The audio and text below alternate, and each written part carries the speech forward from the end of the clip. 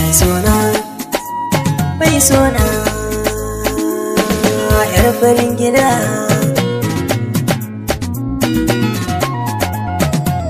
Zan so ki zamto amaryata, diya ta kaje mu kyakkyawa.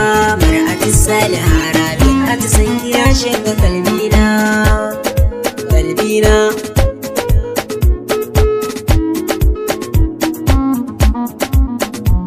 Zan so ki zamto amaryata, diya ta kaje mu kyakkyawa. Mar-Atus-Saliha Rabi'atu san ki ya shiga kalbina.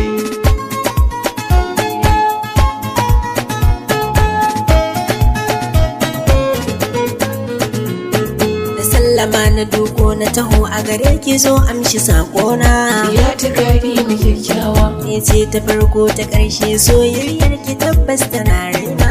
Mar-Atus-Saliha Rabi, ka so a so ka shi ne soyayya, san ki ya ratsa ƙalbina.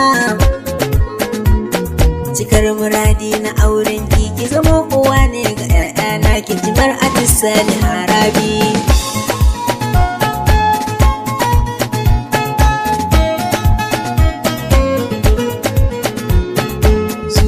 Kalaman ki take so bani san wadda ba ke ba. Ya ta gari mu kyakkyawa, farin cikin ki shine nawa, ban so ki ɗauka da wasa ba. Mar-Atus-Saliha Rabi, kauna nake miki soyayya, ban san ta ya zan kwatanta ba. Na makance akan san ki, daure ki yi mini jagora, ki ji Mar-Atus-Saliha Rabi.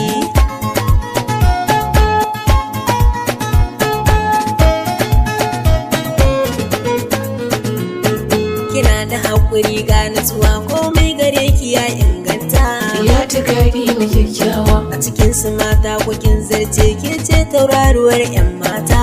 Mar-Atus-Saliha Rabi, in dai batu ake kan soyayya, kin iya kin ji kan waka. Ki zo mu je lambun soyayya, don ki zamto amaryata, kin ji Mar-Atus-Saliha Rabi.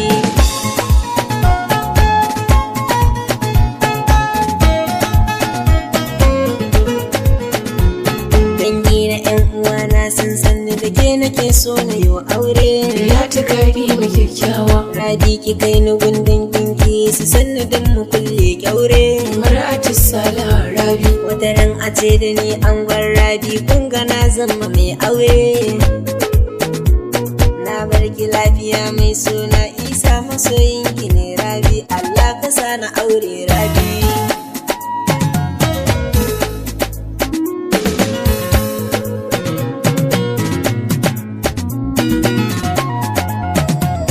Zan so ki zamto amaryata, diya ta kaje mu kyakkyawa. Mar-Atus-Saliha Rabi'atu san ki ya shiga kalbina.